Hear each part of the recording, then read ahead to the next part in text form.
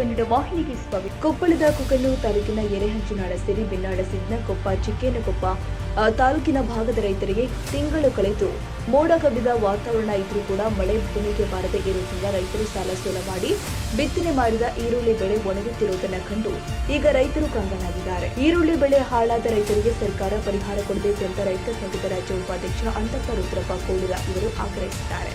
ಹಿಂದಿನ ಸಂಪ್ರದಾಯದಂತೆ ಪೂರ್ವಜರ ಅಂತೆ ಈಗಲೂ ಕೂಡ ಈ ಭಾಗದ ರೈತರು ಗಣೇಶ ಹಬ್ಬದ ನಂತರ ಮಳೆ ಆಗುತ್ತೆ ಎನ್ನುವ ನಿರೀಕ್ಷೆ ಇತ್ತು.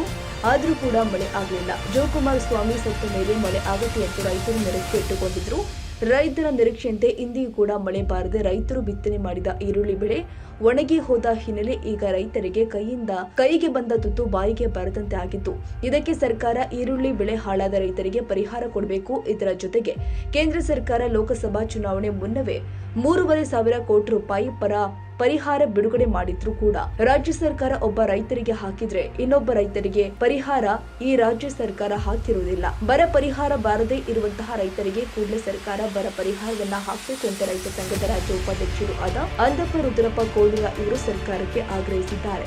ಒಂದು ತಿಂಗಳ ಕಳೆದ್ರೂ ಮಳೆ ಬಾರದೇನೆ ಉಳ್ಳಾಗಡ್ಡಿ ಎಲ್ಲ ಒಣಗಿ ಹೋಗ್ಯವು.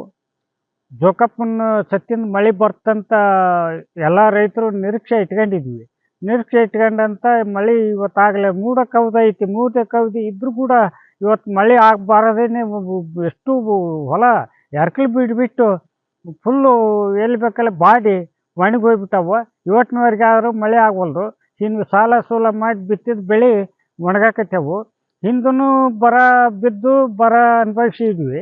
ಈಗನು ಸಾಲ ಸೂಲ ಮಾಡಿ ಮುಂದೆ ಏನಾರ ಹಿಂದಿನ ಸಾಲಾರ ತೀರ್ಸ್ಕೋಬೇಕಂತಂದು ಒಳಗೆ ಸಾಲ ಮಾಡಿ ಬಿತ್ತಿದ್ವಿ 1 ತಿಂಗಳು 1.5 ತಿಂಗಳು ಆತ ಮಳೆ ಆಗಲಾರ್ದ ಒಣಗಾಕತ್ತೆ ಉಳ್ಳಾಗಡ್ಡಿ.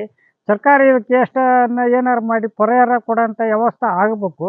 ಹಿಂದೆ ಈಗ ಸರ್ಕಾರ ಇಲೆಕ್ಷನ್ ಮುಂಚೆನೇ ಆ ಒಂದು ಕೇಂದ್ರ ಸರ್ಕಾರ ಬರ ಪರಿಹಾರ ಬಿಡುಗಡೆ 3,000-3,500 ಕೋಟಿ ಬಿಡುಗಡೆ ಆದ್ರೂ ಸರ್ಕಾರ ಒಬ್ರಿಗೆ ಹಾಕಿದ್ರು ಒಬ್ರಿಗೆ ಹಾಕಲಿಲ್ಲ. ಯಾವ ರೈತರಿಗೂ ಬರ ಪರಿಹಾರನೂ ಬಂದಿಲ್ಲ.